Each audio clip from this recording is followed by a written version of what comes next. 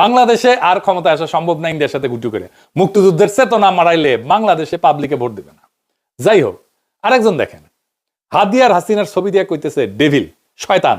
চিন্তা করেছেন, ডেভিল চিনেন তো রে, বিএনপির বিশিষ্ট বুদ্ধিজীবী। শুধু তাই না, হাদিকে আমার ঘেটিপুত্র বলছে, কইছে 2024-এর বর্ষা বিপ্লবের পুন মারছে নাকি ইনকিলাব মঞ্চ। দেখেছেন? না শেষ হয় নাই, আরো আছে। হাদিকে নাম দিছে, দেখেছেন?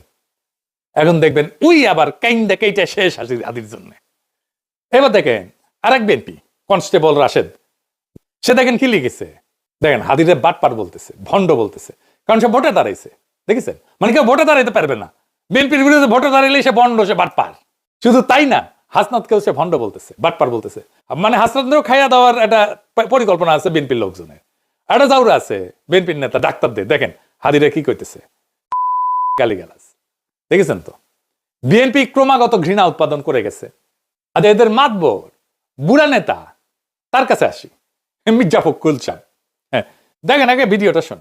আপনার আজকে দুপুরে যে একটা গুলির বিদ্ধ হয়েছেন হাদি সাহেব, না ইনসাফ পার্টির ওসমান হাদি সাহেব, ইনকিলাব পার্টি, দুঃখিত, ইনকিলাব পার্টি যে মঞ্চ, ইনকিলাব পার্টির মঞ্চের সম্ভাব্য প্রার্থী।